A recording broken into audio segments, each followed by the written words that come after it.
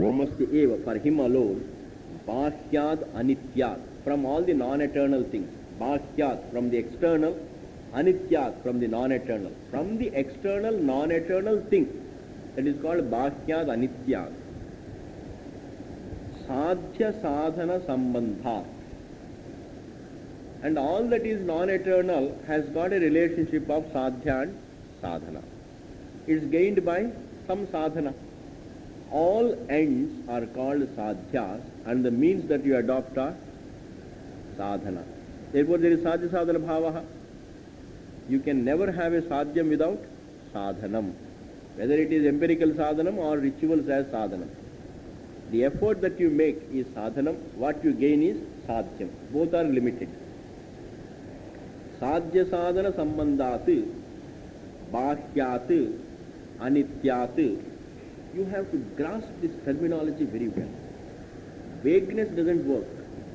That is, any end I get in the creation, any achievement that I make within creation is called sadhyam. Whether it is an achievement on the earth or an achievement in heaven. What is it? Sadhyam. Whatever you do for gaining it is called sadhanam. You may go to office and achieve it, or you may perform the ritual and achieve it, is called sadhanam. Known means and the unknown means. Known ends and unknown ends. You perform a ritual for rain. Now the ritual becomes what? Sadhanam, and varsham becomes sadhyam. Thus all ends within creation are called sadhyas, and the means that we adopt are called sadhanas. Now this very approach, one has to discover the limitation of this very approach. Because I may achieve any end within creation through any means. Well, it is all limited because that end is limited. Any end within creation is limited. Therefore, sadhya sadhana sambandhat, from the anitya, from the sadhya sadhana sambandha, from the bahya, a person who is nishkamaha, a person who is a viveki, he withdraws from all of it. He withdraws from this very approach, he withdraws. Sambandhat, sambandha say, viraktasya. He becomes virakta. He becomes withdrawn. How does he get withdrawn? Because kritat purva kritadva samskara visesha udbhavat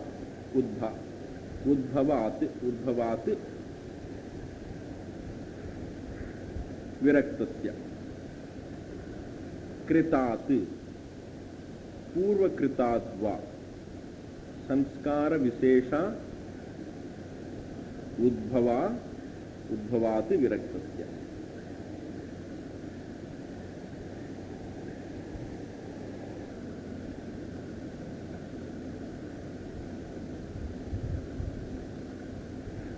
So now, kritat means what? From what is done before.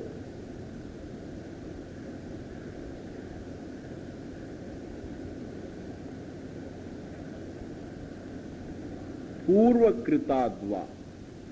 Kritat means what? Purva kritat means done before in the Purva Janmas.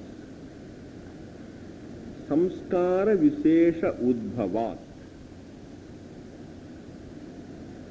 Due to sanskara. Due to this, by the strength of the Purva Janma sanskara. जन्म जन्मांतर में किए जन्म जन्मांतर से लाए हुए संस्कार के बल से विरक्तस्य इति.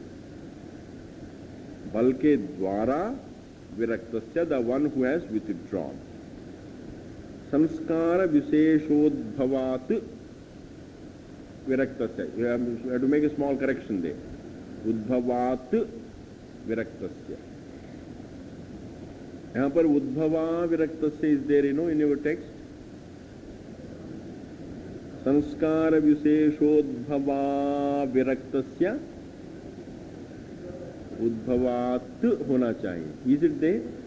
उद्भवात् ओके, फिर विरक्तस्य रहना चाहिए. In some of the texts it is not there. Uddhavat viraktasya. That means the one who has become a virakta, the one who has withdrawn.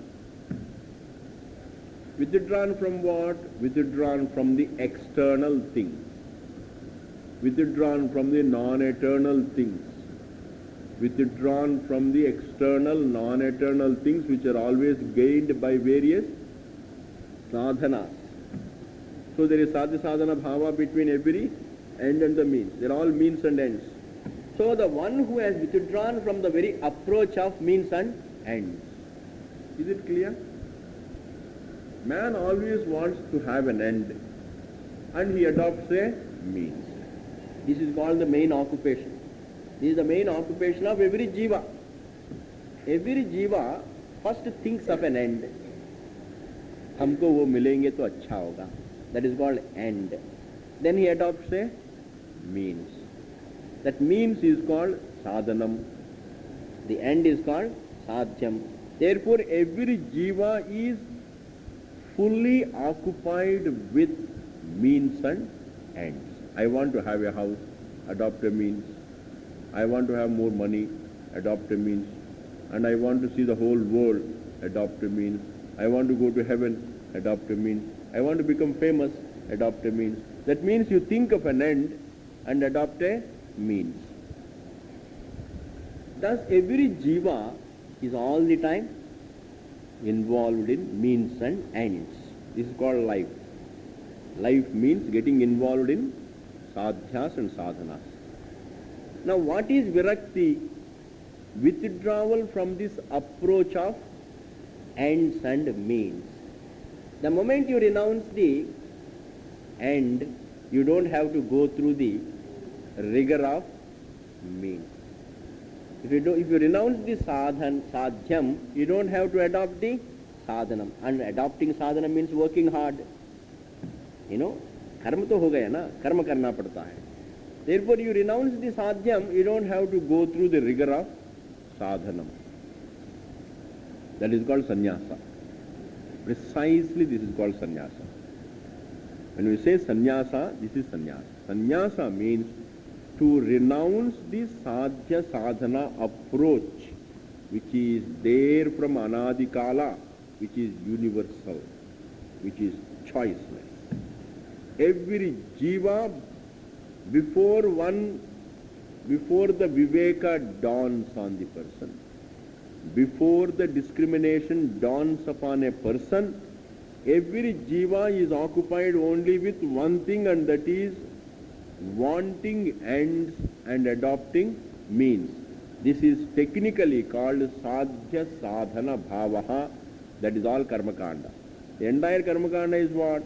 Many sadhanas for many sadhyas. Who is a sannyasi? Who renounces the sadhyas and therefore sadhanas. Viraktasya, for that person. Why did a person become virakta? Because of janma janmantara krita sanskara. Previous janma mein thoda vivek hua tha, and its prior janma also thoda vivek hua tha. Thoda vivek hokar, I have been really analyzing for a long time. Now as a result of long vichara, one becomes virakta. Therefore even a moment of virakti helps you. Sometimes, when something goes wrong at home, you think of Rishikesh, it is good for you. Because, such thoughts many will take you to Rishikesh sometime or the other. You think of Himalayas, you think of Virakti, you see the beauty of detachment, at least when you are faced with a problem. When you are faced with a person who creates problems, then think of the beauty of detachment. When the company creates a problem, think of the beauty of being alone. When the money creates a problem, think of the beauty of not having money. When pleasure creates a problem, think of beauty of vairagya. When the society creates a problem, think of the beauty of being alone in Himalayas. Thus really, well, at least, by entertaining a few stray thoughts, one day it will become a big force.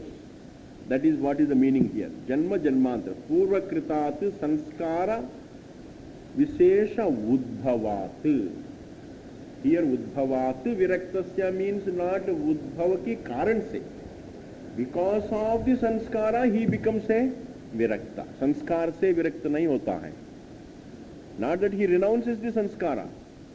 With the help of the sanskara one becomes a virakta. With the help of the janma janmantara krita sanskara, with the help of the janma janmantara udbhava sanskara, one becomes a virakta and he renounces what? All the sadhyas and sadhanas. What a freedom. Leave alone knowledge. The very decision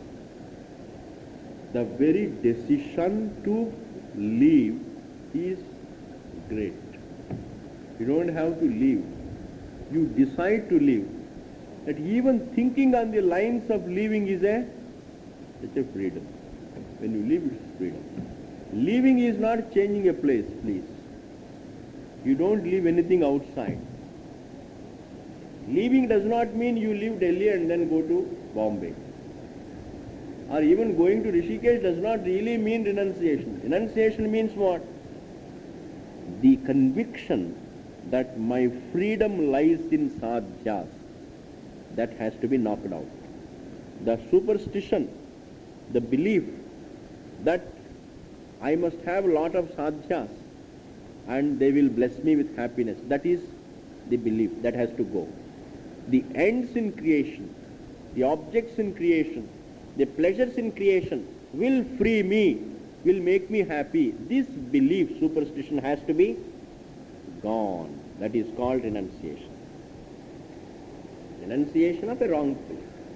So for that person, viraktasya, pratyagatma vishaya, for him, pratyagatma vishaya, pertaining to atma, about the pratyagatma, jigyasa pravartate, the desire to know atma is born. Pratyagatma vishaya jigyasa pravartate. It is for the virakta, the jigyasa is born. What is jigyasa? Desire to know. It's not a casual, simple desire. It is desire. Desire means nothing else but it. It is the pursuit of knowledge. You come to discover the value of knowledge and you pursue the knowledge. That pursuit of knowledge with great enthusiasm is born in. You find yourself totally inspired, totally enthusiastic for knowledge. It's something, you find yourself with. Especially vairagyam, sometimes in this life you analyze and you discover vairagyam.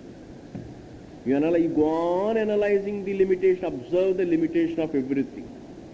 See always see the end of everything. That will create vairagya. Don't dwell on the presence of a thing. Dwell on the absence of it. What is a pleasure ultimately? Think of the other side of the object. What is the other side of the object? Its non-existence. Is it not? What is a pleasure? Nil. What is any joy? It will come to an end. You have to see that. Swamiji, why should we see the end of a pleasure? Why not we see the presence of a pleasure? It is very nice. No, that is not seeing. You have to see the finality of a thing. What is final about the pleasure? What is final about the pleasure? Comes to an end. What is final about this body? Comes to an end. What is final about all the wealth and what not? What is final about heaven? Comes to an end. I go there and come back. Over. What is final about the joys of your summer? trips, you go to hill stations, vagara. The whole year you think about that summer vacation. Now what is the final about that summer pleasures? Come to an end. Therefore dwell upon the final about your entire situation. Any situation. Things may be very beautiful, very attractive around you. Everything is so beautiful about you. But that so-called beautiful everything is, what is final about it? Comes to an end. Not after thousands of years. 2 years. बाद में सब खत्म. And therefore, the more you dwell upon the final form of everything. What is final about everything? That you see. By dwelling upon the finality about a thing. By dwelling upon the last phase of everything, the final phase of everything is negation. Thus, by dwelling upon it, you become viraktaha. And also you become viraktaha by understanding that none of them is going to solve my problems. For him, pratyagatma vishaya, the desire to know oneself, is born. Tadetad vastu. This pratyagatma. Tadetad vastu means this fact, this vastu called pratyagatma, this vastu called pratyagatma,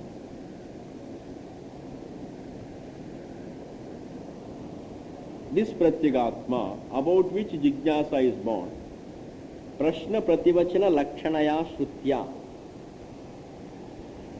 By the shruti, shrutya means by the shruti, Kenopanishad is called shruti here. By the shruti, prashna prativachana lakshanaya, which is in the form of questions and answers. Prashna and prativachana, lakshanaya shrutya. By this Kenopanishad shruti, which is in the form of questions and answers, pradarshate is shown. The nature of that pratyagatma is shown. Pradarshate is shown. What is shown? Pratyagatma is shown. Pratyagatma is taught. Pratyagatma is taught. About which pratyagatma you find yourself? With a desire. You find yourself with a desire to know Atma. Today, you are a student of Vedanta. Did you really sit down at home and then plan to come to Vedanta? Did you ever think in when you were younger, when you were studying Vagera, at that time did you ever think of like this, I will one day study Vedanta? You just find yourself studying Vedanta. You just find yourself interested in Vedanta. You just find yourself interested in Vedanta, that is because of Purva Samskara. You find yourself interested, that is called Jijnasa. You find yourself composed. You find yourself disinterested in the things. You find yourself interested in it. And you find yourself in the class. You find yourself listening. This is how it happens. It's all because of Purvajanma Samskara plus Viveka in this life. Therefore, Prashna Prativachana Lakshanaya Shutya Pradarshate Keneshitam Ityadhyaya. By the Upanishad which begins with the phrase Keneshitam. Keneshitam means, Kena means by whom. Ishitam means desired. This Upanishad begins with a statement like this. Desired by whom the mind goes. Desired by whom, willed by whom the mind thinks. Willed by whom the chakshu sees. Willed by whom the shrotram hears. Willed by whom all these things happen.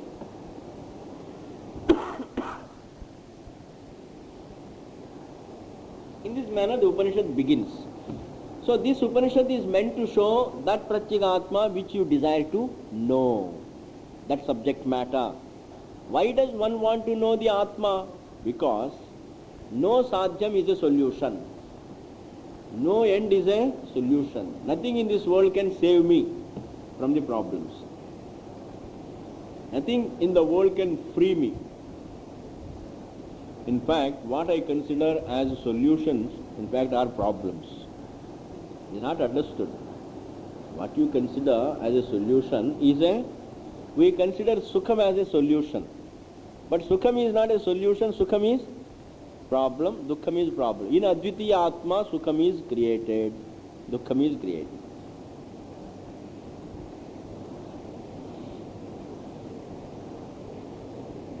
Kathakecha Uktam. In Kataka Upanishad it is said, Paranchikhani Vetrinat Swayambhuhu Tasmat Parang Pashyati Nantaratma. Paranchi. Paranchi means they go outwardly. They go outward. They're extroverted. Paranchi. It is just is a full sentence, please. Paranchi means is a full sentence. That one word is a sentence.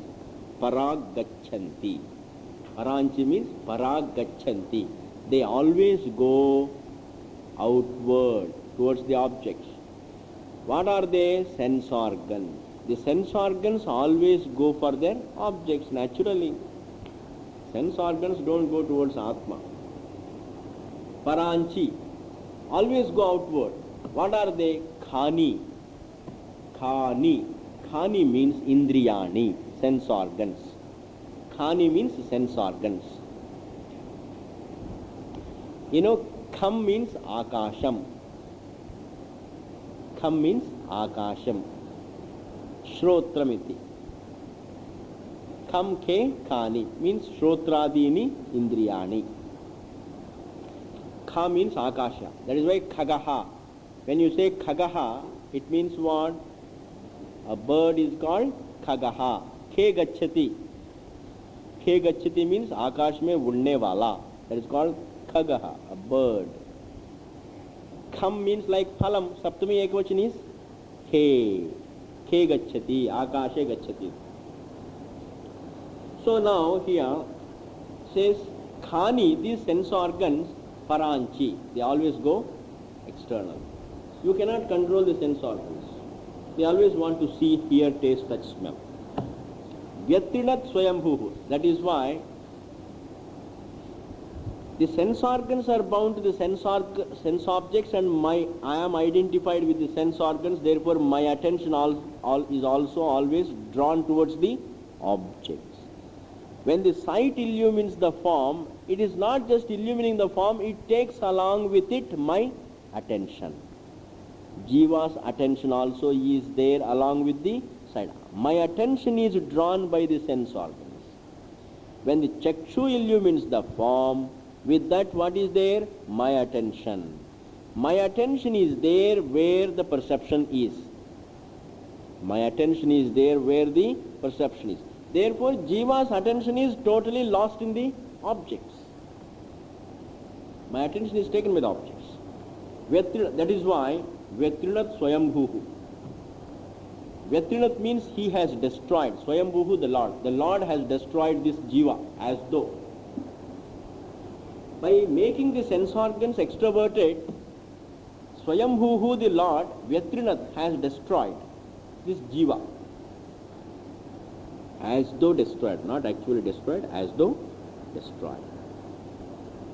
Vyatrinat Swayambhuhu. Tasmat, therefore, parang pashyati.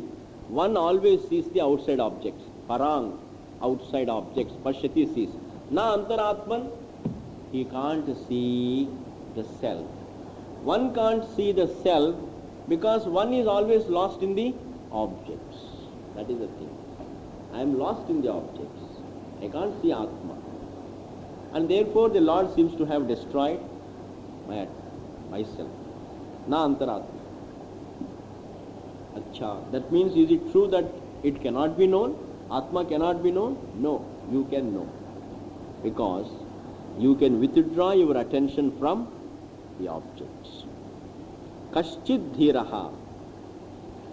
Kaschit, koi. Kaschit means some rare. That rarity is shown by the word kaschit. Koi. Kaschit dhiraha. Dhiraha means a viveki.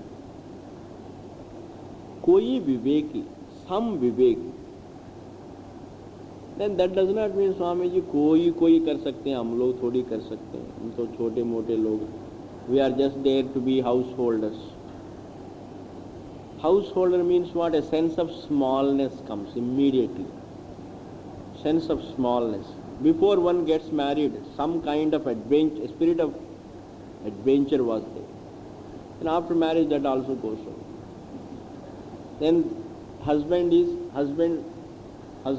really becomes so small. I have to look after my wife. Wife thinks I have to look after my husband. Then afterwards children. हम कुछ नहीं कर सकते, केवल we can look after only the household. That sense of adventure, that is all gone. If you come to Vedanta, how can we know we have got so many problems? Everybody says, we have got so many problems, how can we know the Atma? There is no connection between your having or not having problems and knowing the Atma. I am telling you, this is the truth. You can have all the problems intact and still know the Atma. You can have all the problems intact, provided you suspend your mind's attention, you take away your mind from the problems and think of the Atma. It is the availability of the mind that is important, not freedom from the problems. It is the freedom of the mind. Because you cannot solve all the problems and come to Vedanta, because you will never solve all the problems. When will you solve the problem, tell me? A person who is studying Vedanta, a Brahmajnani also will have the problems. If he has got an ashram, then there will be problems. A Brahmajnani having an ashram also will have problems. Therefore, it is not that you become really fit for understanding only when you have no problems. It is not the freedom from problems, but the freedom of mind. The mind should be free. The mind should be put aside all problems and study Vedanta. That alone is possible. Therefore, Kashchidhiraha means a person who is able to free his mind from every problem that is around. Pratyagatmanam aikshat, can know the Pratyagatma. Pratyagatmanam, the self, aikshat, can know. Avritta chakshuhu, withdrawing his attention from the objects. Avritta chakshuhu means withdrawing his desire for the objects, withdrawing his involvement from the objects. Literally it means withdrawing his sense organ. Avritta chakshuhu means having reverted his sense organs.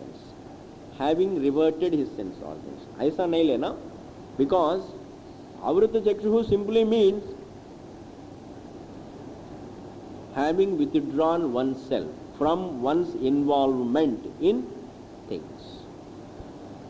You can't really reverse back the sense organs. You can't make the chakshu not to see. Can you make the, with all your sadhana, can you make the chakshu not to see?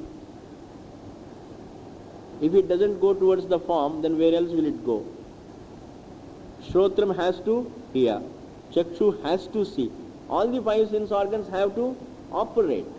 Then what is this withdrawal? This withdrawal, is it stopping perception? It is not stopping perception. It is not rolling the eyeballs inward. Withdrawal means, you try to see inside. Aisa kuch nahi.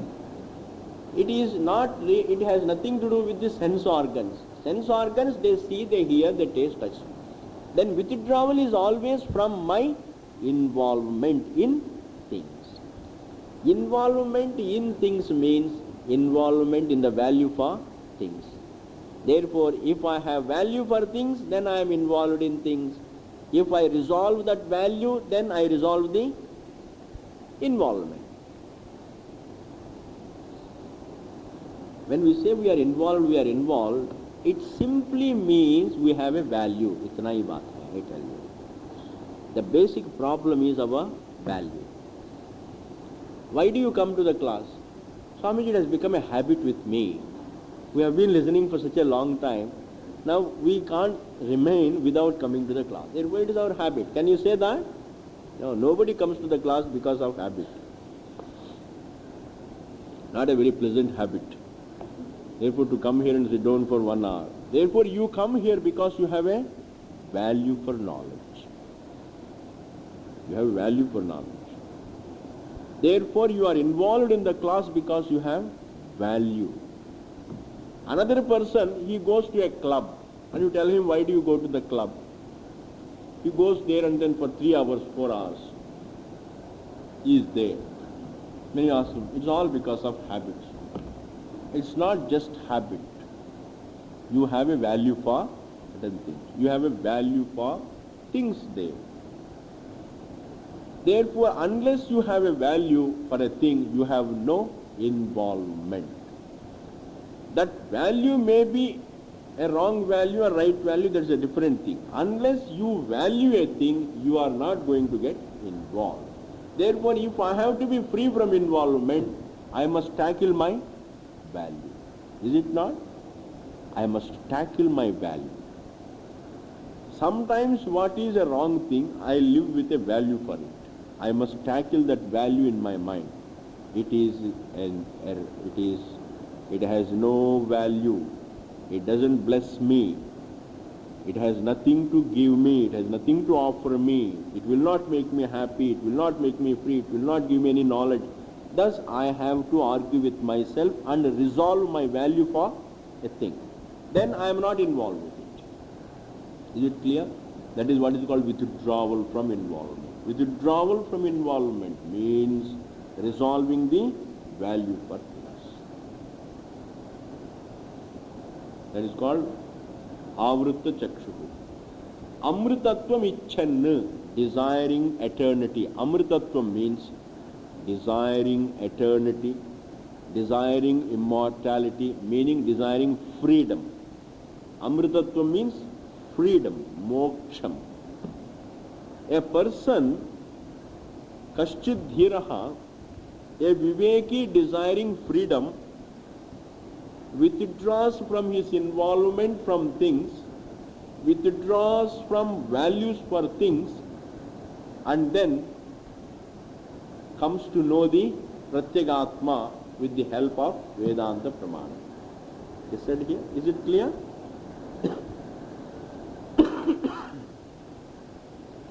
By and large, everyone is lost in things. By and large, everyone is lost in things. That is how everybody is created. Sense organs illumine sense objects, and I am bound to the sense organs. Therefore, my attention is always, it's traveling with the sense perception. But a person, if he is a viveki, he can tackle his value for things and thus get out of the involvement and thus spend time to know himself, and he can know himself. Itya, this particular Shruti, this is a Shruti from Upanishad. Now similarly, there is another Shruti. Parikshalokan karmachitan brahmanaha nirvedamayat nastya kritaha kritena. These Shrutis are brought in here to show how no sadhyam is a solution. It is only knowledge that is the solution. Just to show. It is the knowledge that is the solution. Now another shloka, please see. Pariksha, having examined. Pariksha karna. Pariksha means having examined. Examining means observing. Seeing is not observing. Generally we think, experiencing is not observing. You may experience and you may not observe. This is a problem. Everybody experiences pleasure and pain, but nobody observes what they are. What is a pleasure comes to an end. What is a pain comes to an end. So-called feeling of blessedness. And one day you feel blessed and one problem comes. All gone. Is it not? Many times one feels blessed. I am so blessed, I have got this, I have got that, it's very good, Bhagavan has given me everything. Before you own up that feeling, after a few hours or a few days or a few weeks, another problem comes. Dukkhi. Bhagavan doesn't keep one sukhi for a long time. Sometimes sukhi, sometimes dukkhi. Both become insignificant only when you come to Vedanta. Both become insignificant. Sukhitvam is gone, dukkhi is gone. And therefore, there is no blessedness in anything in this world. So anyway, a person may experience pleasure and pain, but still he may not observe to judge them. And judging an experience means judging an experience in relation to what you are in search of. Like it is always like this. How do you judge a house? You always judge it in relation to your need. Is it not? Everything you judge in relation to your need. Your need. You judge a thing in relation to your need. A thing is enough or a thing is not enough. A thing is adequate or inadequate. A thing is good or bad in relation to what you need. If you don't know what is your need, can you judge a thing? You go to the market. Can you pass a judgment about anything when you don't know what you want? When you don't know what you are in need. आपको मालूम नहीं कि आपको क्या चाहिए. And you go to the market. Then क्या होगा? What is good? You can say it is a good thing in relation to your need, bad thing in relation to your need, adequate in relation to your need. And therefore you must be aware of what you are in search of. Now, in relation to what you are in search of, then judge every experience. Every pleasure, every pain, every sukham, every dukkham, every object, wealth, name, form, everything. What are they? They are all limited. What do you want? Unlimited. What I want is the unlimited. What I want is the complete. I want that thing wherein there is no lack. I want to be that thing in which there is no incompleteness, in which there is no lack, in which there is no problem, no dukkham. There is no fear of death, fear of birth, insecurity, vagera, uncertainty. I don't want my existence to be riddled with uncertainty. I want that in which there is no uncertainty.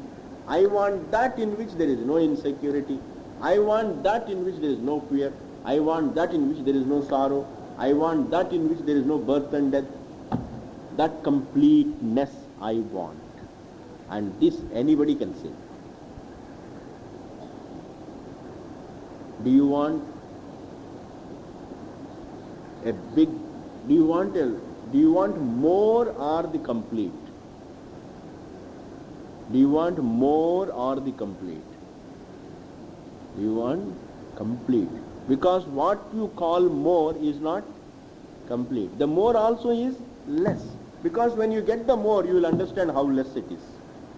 So sometimes, you say, I want more and more. That more you get. Then you discover it is not much, is less. If the more doesn't become less, nobody will work for more and more.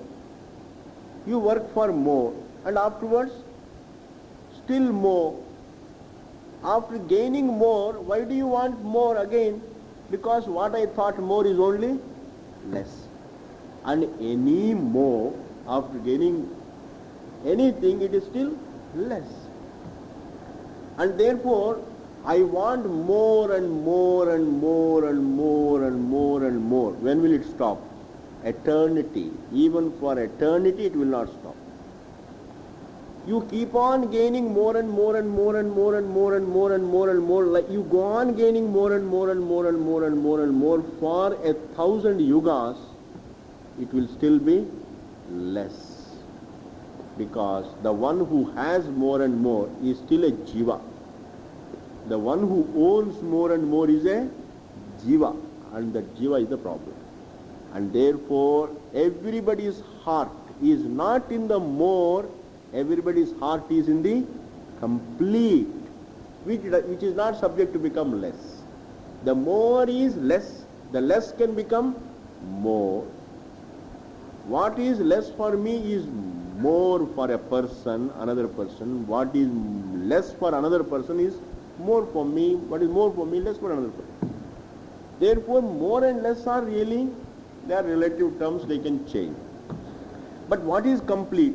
Which is not more, which is not less. The complete is different. Therefore, that completeness alone is really being sought by every heart. Every heart craves, longs for the completeness wherein the struggle ceases. That completeness, if that is what I want, these sukha, dukkha, these pleasures and pains, they can never give me completeness. They can never make me complete. Thus, I have to judge the inadequacy of every experience, the inadequacy of everything in this world.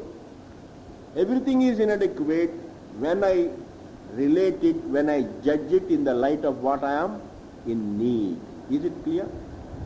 When I judge everything in this life, when I judge everything in this world in the light of what I want, what I am looking for, then everything appears as limited. Is it clear, please? Therefore, what is really pariksha? What is observing? When you say we have to observe, what is observing? Observing is to judge everything in the light of what you want, what you need, what everybody needs. Because what you need is the one that everybody needs too. Because every jiva is working for completeness. Is it not? It is called pariksha. Lokan. Having observed all the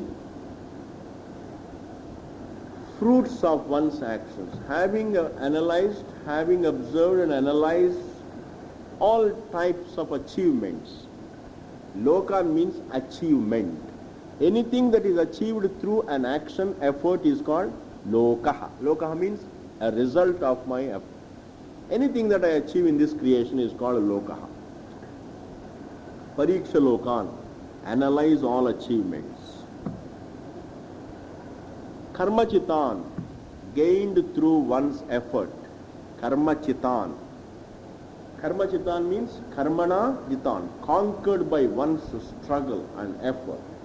The various achievements that one has made through one's effort, they are called karma chitan. Pariksha, let one observe, let one analyze them in the light of what one needs, wants, that completeness. Karma chitan, brahmanaha, a viveki. Brahmanaha means a viveki, the one who has got the viveka.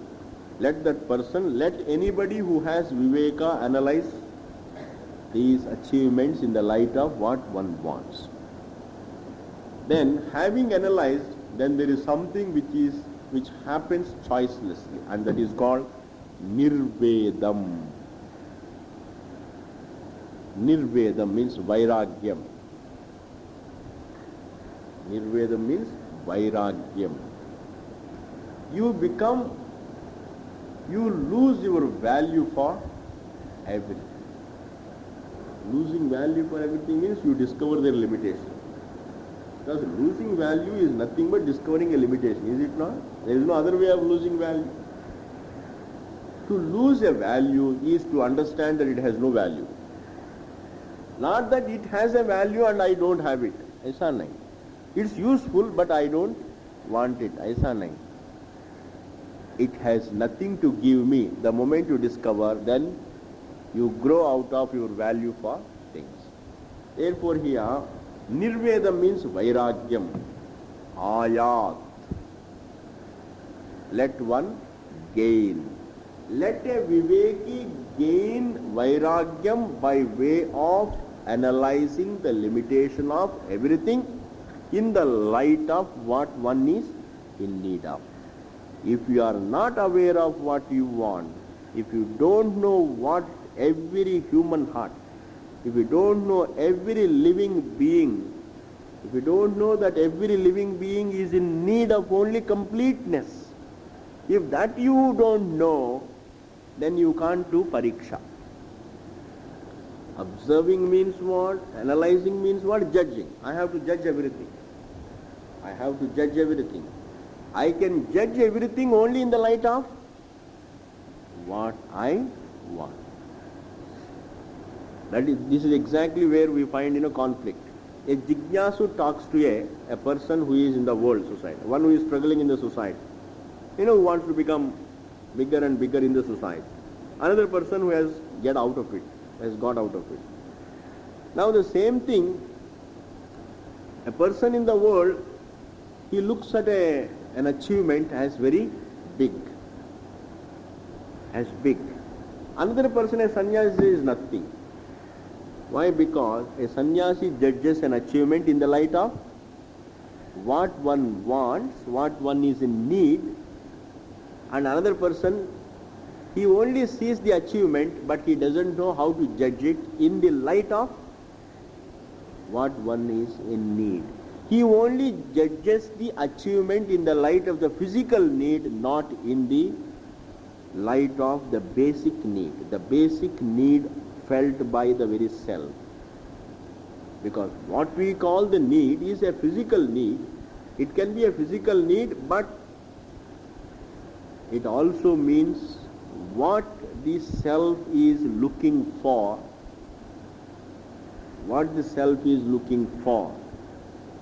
And that is the need felt by the self. It's not the physical need. Don't judge an achievement in the light of the physical need, but judge it in the light of the need felt by the self. Because if the need felt by the self is the same as the physical need, then when all the physical needs are fulfilled, then you should have no want. There should be no need. Is it not? When all the physical needs